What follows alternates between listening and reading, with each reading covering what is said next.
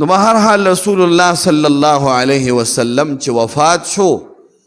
نو د غسل نمبر چې راغی نو صحابه وی چې د الله د رسول نه لباس لري کو کنا غنودگی پیراله او یو آواز شو چې دا د الله رسول دل چې غسل ورکوي لباس ته مل ورکوي نو په لباس کې رسول الله له غسل ورک چې غسل ورکو د غسل نه بعد دا خبره رااله چې د الله رسول باندې جنازه څنګه وکړو نو یو روایت کی دی چې نبی علیہ الصلوۃ والسلام نه مرض وفات کې صحابو تپوس وکړ د الله رسول پتا په جنازه څنګه کو چې کله مال غسل او کفن راکې ما په خپل حجره کې پرېږ دی او تاسو باروځئ په ما به د ټولو نړوان دی جبرائیل علیہ السلام جنازه کوي بیا به میکائیل علیہ السلام کوي بیا به اسرافیل علیہ السلام کوي بیا به ملک الموت اسرائیل علیہ السلام کوي د هغې نه بعد به ټولې فرشتې کوي بیا تاسو ځان ځان لرازئ او په ما باندې جنازه کوئ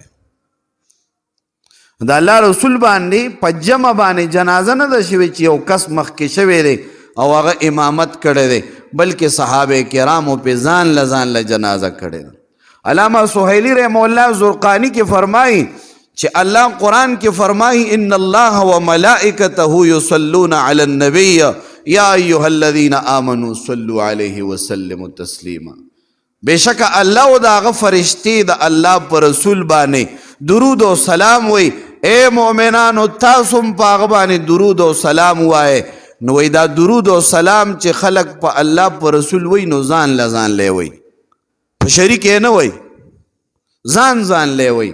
نو دقه شان د الله په رسول باندې جنازم ځان ځان له شوې ده بیا دې کې اختلاف دی څوک وایي چې جنازه پې شوې ده او څوک وایي نه چې صحابه کرام به ډلې ډلې راتلل او درود او سلام به یې پې ویل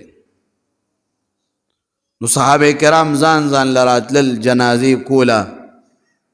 نبی علیہ السلام باندې دیر زره صحابه کرامو نارینو زنانو وړو جنازه وکړه ځان ځان له جمع پکې نه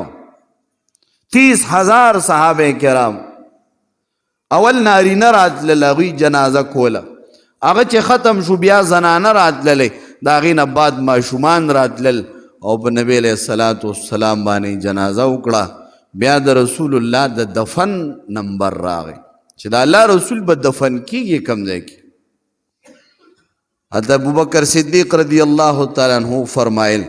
ما د الله د رسول نه اوریدلی دی چې د الله پیغمبر په کم ځای باندې وفات شي نو هغه ځای کې دفن کیږي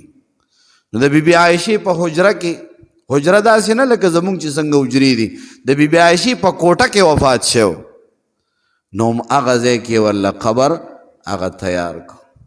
په اختلاف شو مدینی والاوی چې مونږ بغلی قبر وباسو او مکی والاوی چې مونږ لحد وباسو انصار وی بغلی قبر به وباسو مهاجرین وی نه لحد به وباسو فیصله په دې باندې وشوه چې ابو طلحه رضی الله تعالی عنہ دا په لحد کې ماهر او بل صحابی ابو عبیده رضی الله تعالی عنہ دی په بغلی قبر کې ماهر فیصله په دې وشوه چې کم یو مخکې رالو دواړو پسې سوال جواب وکړو هغه قبر به وباسو چې سوال جواب یې وکړو ابو طلحه صاحب مخکې راغی نو نبی علیہ الصلوۃ والسلام له لحد تیار کړو نو د الله د رسول ټوله زندگی زمونږ او ستاسو دپاره مشغلې راه ده مرګ نه بعد به څه کې قبر کې به څه کې جنازه کې به څه کې دا ټوله زندگی د الله د رسول زمونږ او ستاسو دپاره د اتباع ده اللہ ہم دے پہ عمل نصیب کی اللہم ربنا تقبل منا انکا انت السمیع العلیم وتب علینا انکا انت التواب الرحیم برحمتک یا ارحم الراحمین